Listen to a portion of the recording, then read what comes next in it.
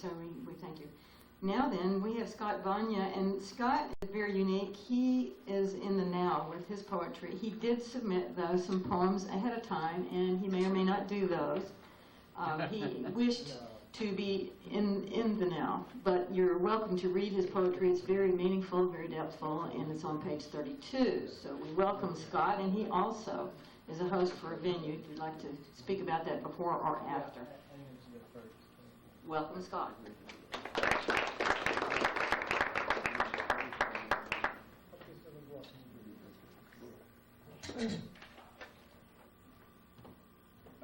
want to get the business part of the way out of the way first, and then I'll just do one piece. The business part is all those paintings in the kitchen are, if you want any of them and they ring for you, please by all means just take it.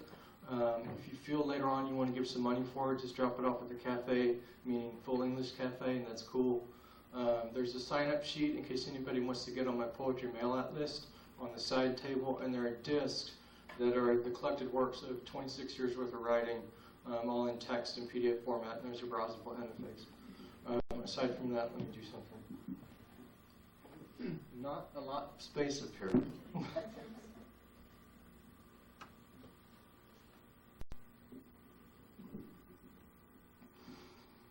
I pray that my tongue does not break off before I am finished saying what I have to say.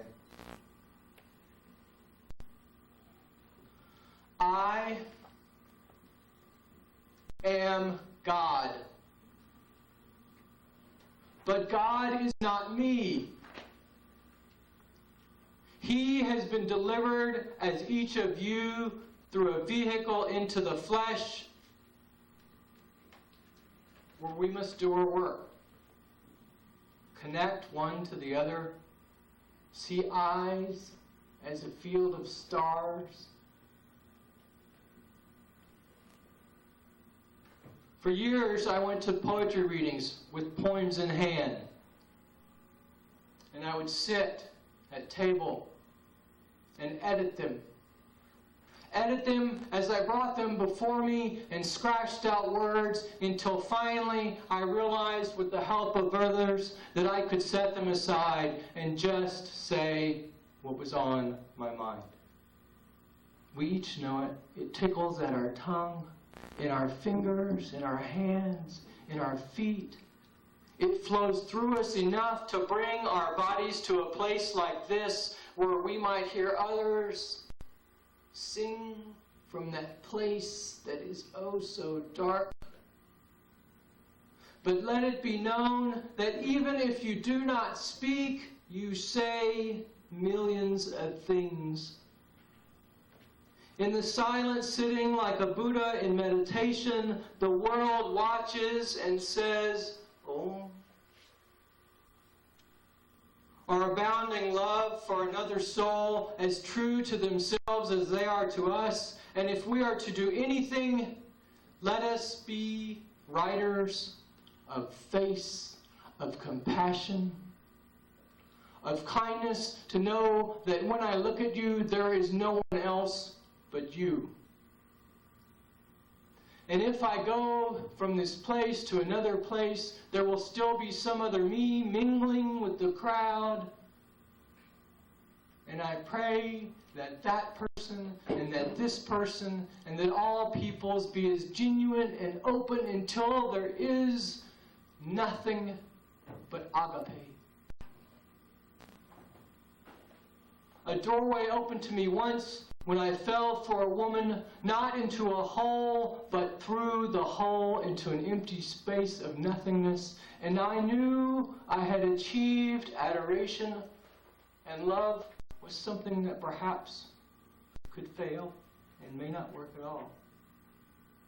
And I have stepped through so many doorways at this point, the only thing I can say, like the necklace on my neck somewhere in here, is true love is but one little petal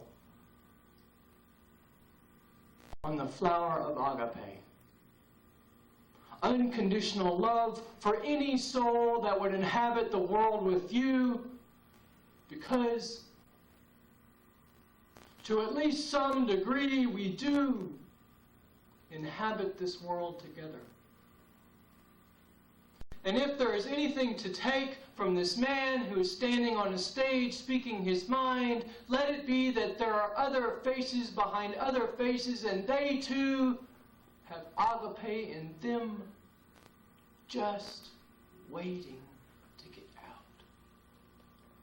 I did a painting the other day in some sort of weird pictogram as I waited for a friend of mine. I call it in my mind Prayer for Alice, and it was not that I wanted something for her, but I wanted her to arrive.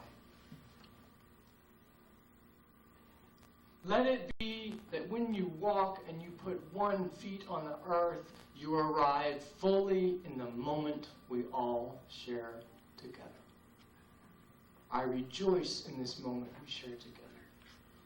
It is a blessing worth trillions and trillions of lifetimes to be in a moment with you.